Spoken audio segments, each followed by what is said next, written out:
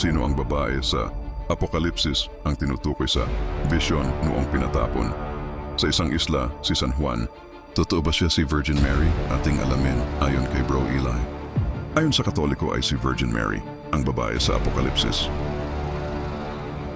Nagsimula ang lahat ng si St. John ay nasa isla ng Patmos. Siya ay ipinatapon sa lugar na iyon dahil sa pangangaral, dahil sa salita ng Diyos.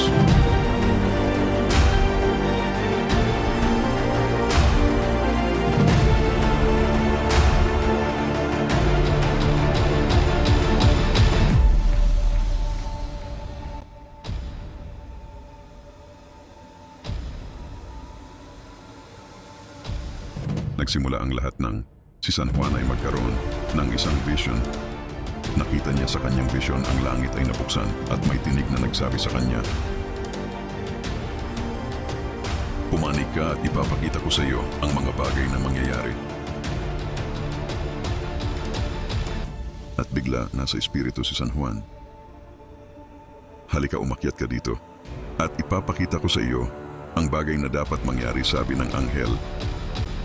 Nakita niya ang isang babae ay may 12 bituin damon sa ulo at ang kanyang paa ay nasa ibabaw nun ng buwan na nadaramitan ng maputi na gaya ng araw. At may isang dragon ang pumuwesto sa kanyang paanan upang abangan ang pagsisilang ng babae, upang lamunin ang ipanganganak. Pagkalabas nito, ngunit inagaw ito, pagkapanganak at dinala sa ilang upang doon ay ingatan. Sabi ng Katoliko ang babae daw ay si Maria. Sa mga Katoliko, mas binibigyan nila ng diin ang glorification ni Maria. Basahin natin ang pahayag ng Katoliko na may titulo na Glories and Virtues of Mary. Ito ang ulat tungkol kay Maria. Mababasa na ang tinutukoy sa Apokalipsis na ang babae ay si Maria.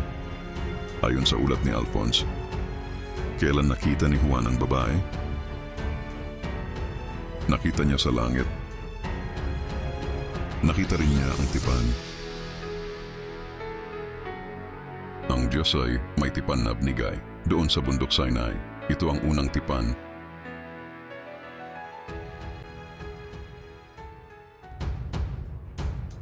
Ayon sa Deuteronomy 4:13.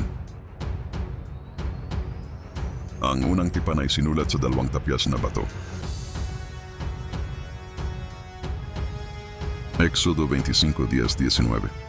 Ngunit dapat nating malaman na may bagong tipan ang mga Kristiyano. 2 Corinto 3:6. Ito'y nakasulat sa pusong laman na ipinangangaral ng tagasunod ni Kristo.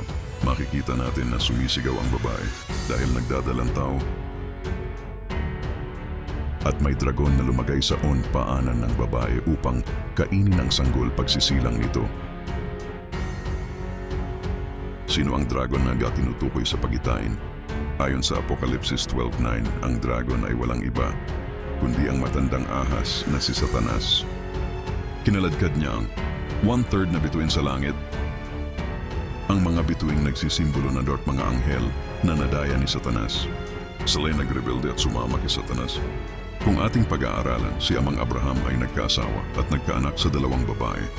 Ang pangalawang anak at tipan ng pangako, ang ebanghelyo sa pamamagitan ng alipin ni Sarah, sapagkat gustong-gusto ni Sarah na magkaroon ng anak. Kaya ang nakita ni sa Juan sa vision ay, at ang pangalawang anak ay kay Sarah. Ang anak na ito ay pangako ng Diyos na ipinagkaloob sa kanila nung sila'y matanda na.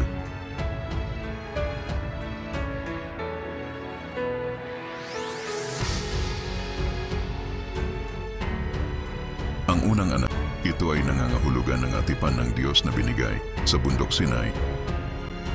Habang ang babae ay nagbubuntis, lumalaki ang bata at sa takdang panahon ay isisilang ang sanggol.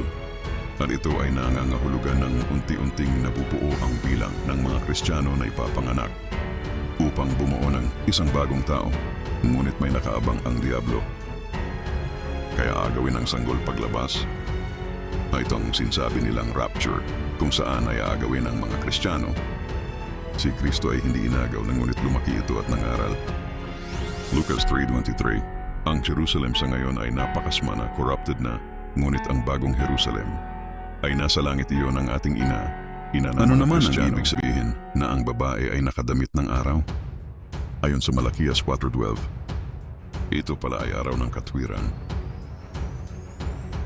Ano naman ang buwan sa paa ng babae? Kung pag-aaralan natin, ang buwan ay kumukuha ng liwanag sa araw. Ito ay may liwanag na di totoong galing sa kanya. Ito ay simbolo ng mga religion na nagkukunwaring totoo